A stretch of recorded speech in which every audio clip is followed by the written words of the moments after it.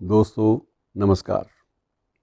दोस्तों, हम में से बहुत सारे लोग, एक बड़ी संख्या उन लोगों की है जो जीवन के अंतिम सोपान पर हैं। ये एक तथ्य है, सच्चाई है जिससे आप मुंह नहीं मोड़ सकते।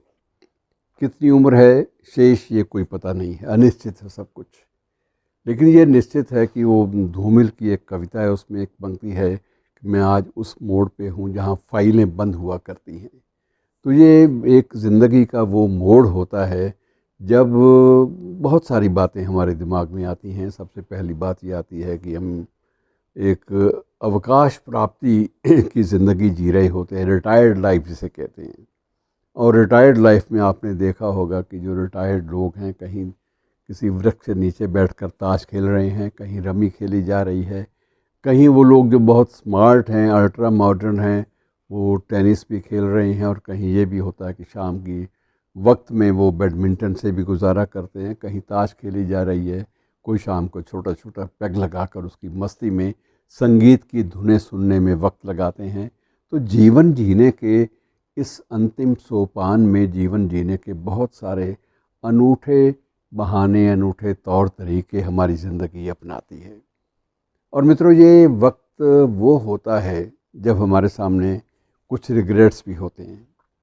आपसे कुछ समय पहले रिग्रेट्स के बारे में बात की थी, एक उपन्यास भी आया था, द रिग्रेट्स।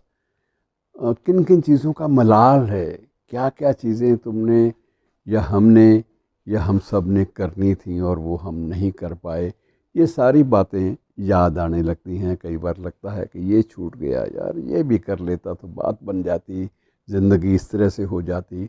लेकिन मित्रों, अब विशेषज्ञ जो वो इस बात को कहते हैं, वो कई बार तो बहाना ये होता है कि उम्र जो है वो तो एक फीलिंग है, एहसास है, और इसमें कोई लंबी चौड़ी बात नहीं है।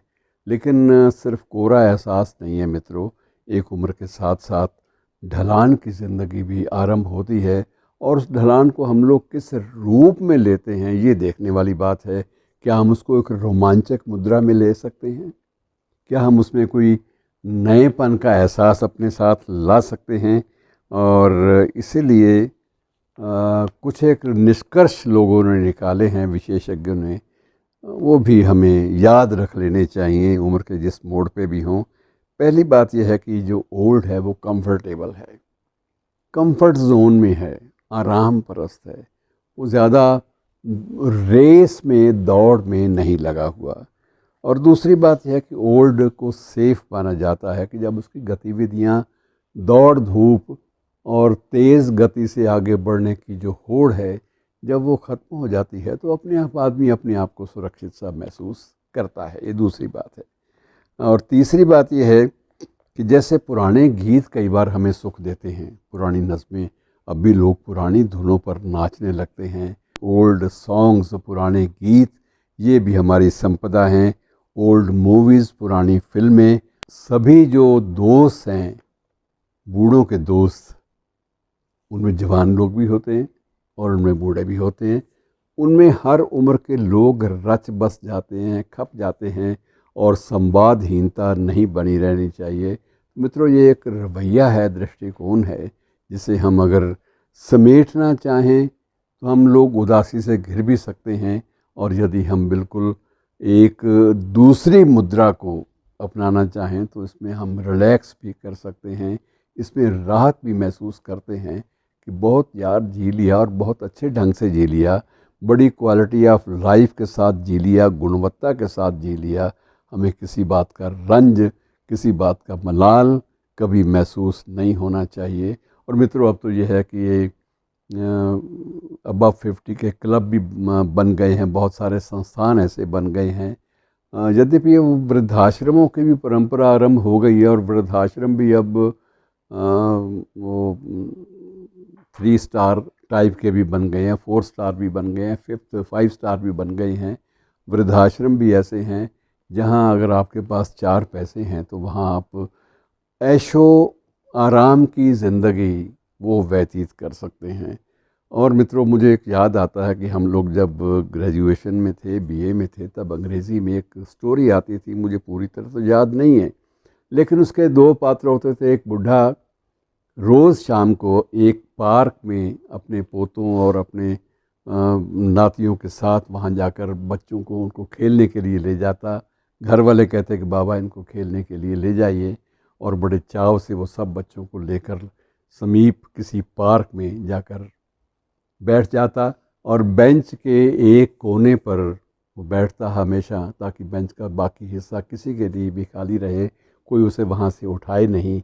और वो बड़े चाव से अपने बच्चों को, पोतों को, नातियों को खेलते हुए, किलकारियाँ भरते हुए, हंसते हुए, एक दूसरे से चुगलबाजी करते हुए देखता, और मन ही मन बड़ा प्रसन्न होता कि देखो मेरे बच्चे कितना सुख का अनुभव कर रहे हैं। वो सुख का कारण एक ये भी है कि मैं उनके साथ हूँ, एक बुज़ुर्ग उनके साथ है।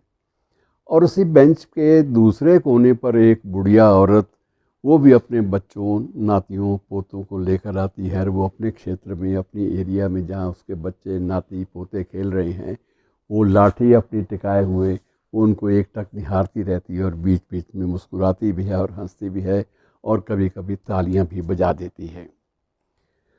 संयोगवश ये होता है कि ऐसे पलों में कई बार आदमी अपनी सुखद एहसासों को बांटना चाहता है, और जब तालियां बजाने लगती है बुढ़िया, तो उसकी नज़र अपने बेंच के दूसरे कोने पर बैठे हुए व्यक्ति से नज़र उसकी उस पर नज़र पड़ती है, और बेंच के दूसरे कोने पर बैठा हुआ जो वृद्ध व्यक्ति है वो भी इधर तालियों की आवाज़ सुन के देखना शुरू करता है।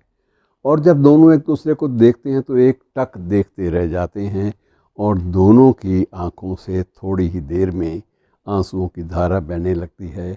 और उन दोनों को याद आता है, वो पूछती है बुढ़िया कि जॉन तुम, और वो पूछता है कि टाइलर तुम।